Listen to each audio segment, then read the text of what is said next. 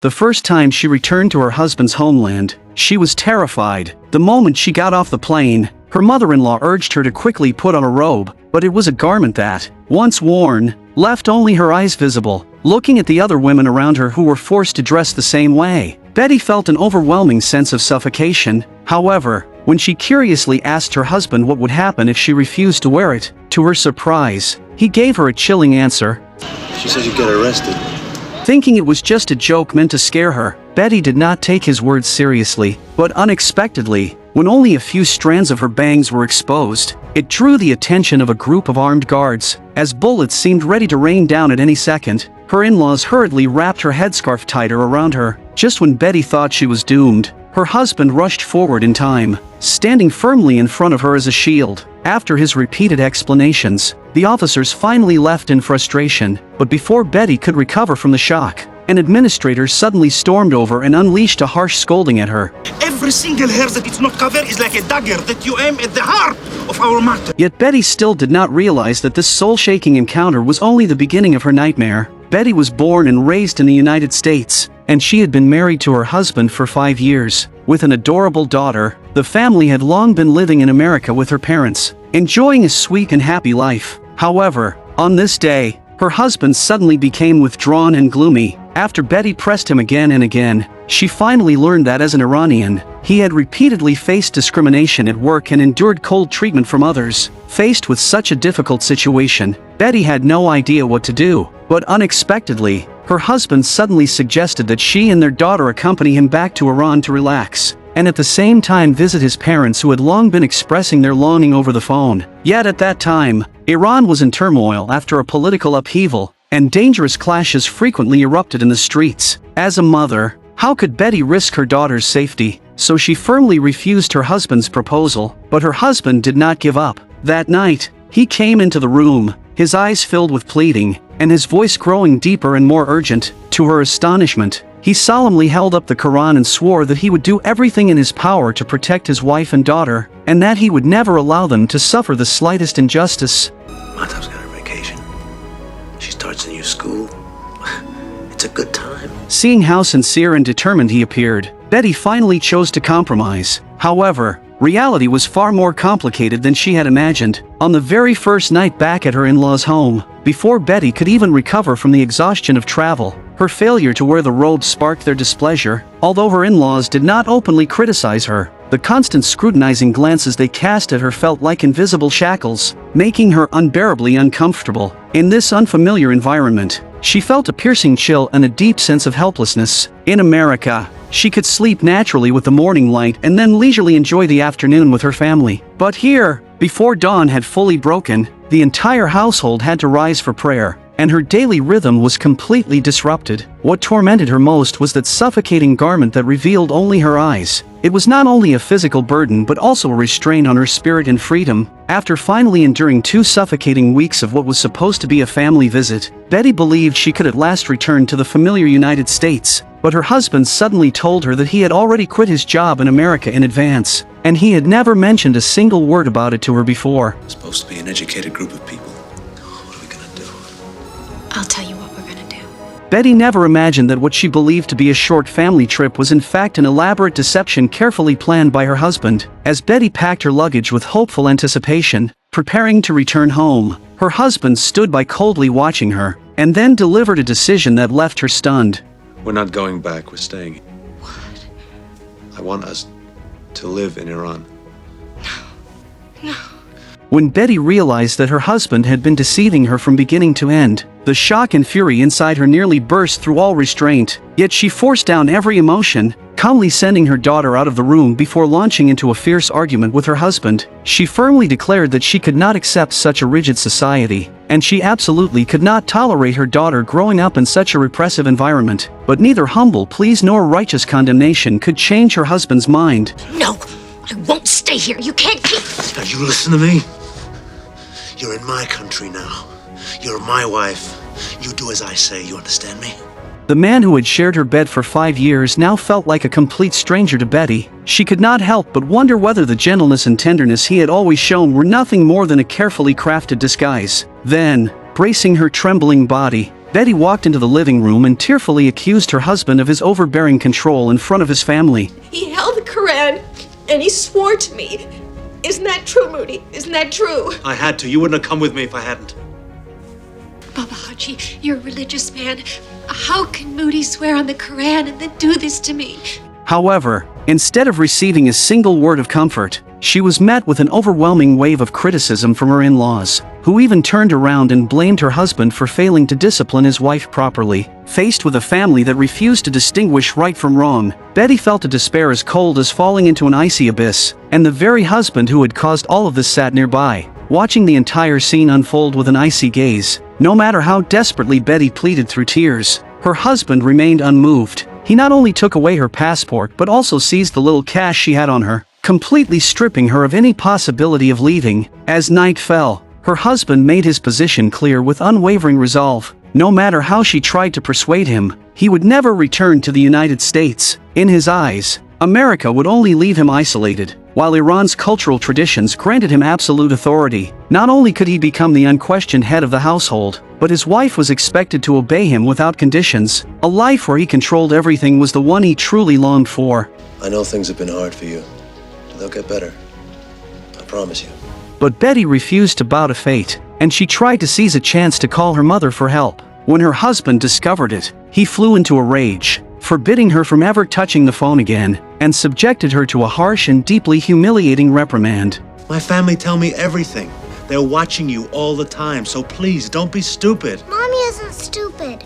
After confirming that there was no American embassy in Iran, Betty took advantage of her in-laws' midday nap and secretly brought her daughter to the Swiss embassy to seek help. She believed a glimmer of hope was finally within reach, but reality struck her with crushing force. When the staff learned that Betty's husband was Iranian, their previously warm attitude turned instantly cold, and the words they spoke pierced her heart like knives. If you marry an Iranian man, you automatically become an Iranian citizen. You cannot travel anywhere without written permission. You have no rights to the children. They go to the man in a divorce. But we'll never get out of Iran. We're being held hostage. It was almost impossible to come here. Mrs. Mahmoudi, there are many American women here in similar circumstances. With no other choice, Betty returned to her in-laws' house with her daughter, but the moment she stepped through the door, her husband unleashed a storm of violent blows upon her. You try anything like this again, I'll kill you.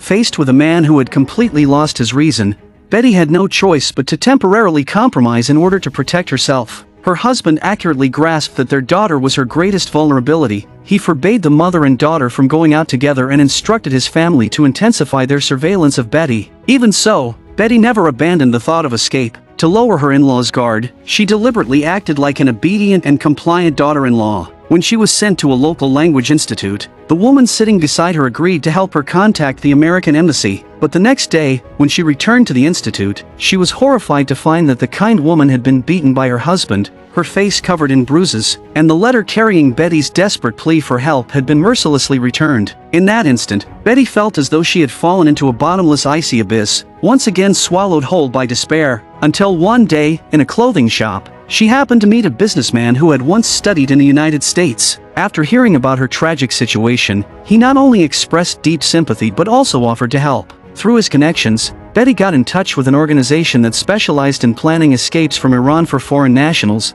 and they designed a thorough escape plan for her, even allowing her to pay the fee after she safely arrived in America. This unexpected assistance was like a ray of light piercing through dark clouds, rekindling Betty's hope as she began preparing the items she would need to flee. Because her daughter, who had just started school, cried incessantly, her husband eventually relented and allowed Betty to accompany her at school. Taking advantage of the time while her daughter was in class, Betty secretly met with the organization to discuss the details of the escape. But one day, her husband arrived at the school ahead of schedule, and when he saw his wife rushing back from outside in obvious panic, he struck her again in front of their daughter and the teacher without a word. Enraged by Betty's resistance and secrecy, he felt as though his authority had been openly challenged. He tore out the telephone line at home, forcibly took their daughter away, and locked Betty in a room under indefinite house arrest. From then on, aside from delivering 3 meals a day at fixed times, he completely cut off all communication with her. In that lightless room, Betty was imprisoned for more than a month, and the dual torment of mind and body nearly pushed her to the brink of collapse. It was not until a sudden air raid destroyed the very walls that confined her that this nightmare of captivity finally came to an end. Regaining her freedom, she held her daughter tightly in tears and expressed to her husband her willingness to submit. For the next 6 months, she wore traditional local clothing,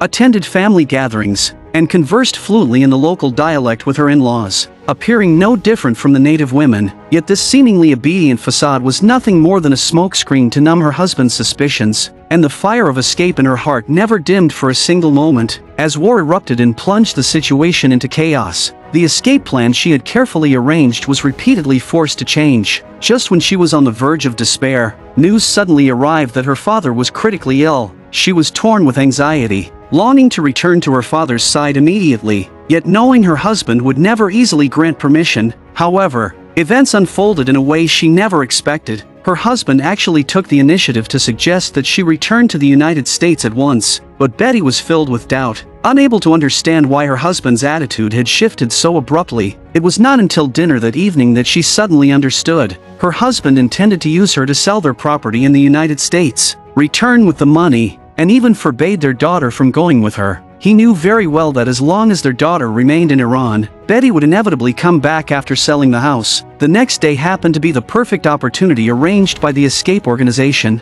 In Iran, a 9-year-old girl was already considered to be approaching marriageable age, and Betty knew she could never risk leaving her daughter behind. Just as she was overwhelmed with anxiety, fate intervened, and her husband was suddenly called away by an unexpected overtime shift. Betty immediately claimed that she was taking her daughter out to buy a gift for her grandfather. For the past 6 months, the obedient image she had deliberately maintained had successfully numbed her in-laws' vigilance, and not a single suspicion was raised. And so, the mother and daughter finally broke free from their cage and ran toward freedom. Following the plan, Betty arrived at the location designated by the organization, and after a few brief instructions, she took her daughter into a battered old car. The vehicle moved through the night like a lonely boat drifting across a dark and restless sea, filling Betty with both anxiety and fragile hope. The bumpy road concealed countless dangers, yet it was carrying her closer and closer to freedom. After an entire night of jolting travel, Betty and her daughter finally reached a desolate stretch of wasteland to switch transportation, but the road to escape was far more difficult than they had imagined. That night at a rest stop, the driver responsible for transporting them suddenly burst in without warning and snatched Betty's passport and money without explanation. Facing the vicious driver, Betty was terrified but did not dare to resist. Because she was focused solely on escaping, she convinced herself that the money was not what mattered most. Fortunately, the driver did not abandon them. When night fell once more, they arrived at the final checkpoint of their escape. At that moment, one companion stepped forward to distract the inspectors, while the driver seized the opportunity to guide the mother and daughter quietly beneath a bridge. The farther they traveled, the harsher and more treacherous the surroundings became. In the end, the driver brought out a horse, and after 2 full days and nights of relentless hardship, they finally crossed into Turkey. After completing the handoff with a local contact, the driver handed Betty a bundle and struggled to gesture in broken English. With trembling hands, Betty opened the package and was stunned to find her passport and belongings that had been taken earlier. Only then did she realize that the driver's earlier act of taking her things had been a careful measure to protect them from bandits along the way. This unexpected kindness filled Betty's heart with overwhelming gratitude. Dragging her exhausted body and holding her daughter tightly, she arrived at a small town on the Turkish border and finally saw the American flag flying in front of the United States consulate. In that instant, hot tears streamed from Betty's eyes. They had finally broken their chains and regained their freedom. With the help of the consulate, the mother and daughter successfully began their journey back to the United States. Betty's story is a reflection of the fate endured by countless trapped women. In a foreign land, she suffered cultural oppression and violent confinement. Her freedom was mercilessly stripped away, yet her maternal love and longing for liberty never faded. Again and again in despair, she searched for a path to survival, and after enduring unimaginable hardship, she finally shattered the chains and carried her daughter into freedom. This heart-pounding escape was not only a pursuit of liberty, but also an epic struggle written by a mother with her very life. Leaving a profound and moving legacy,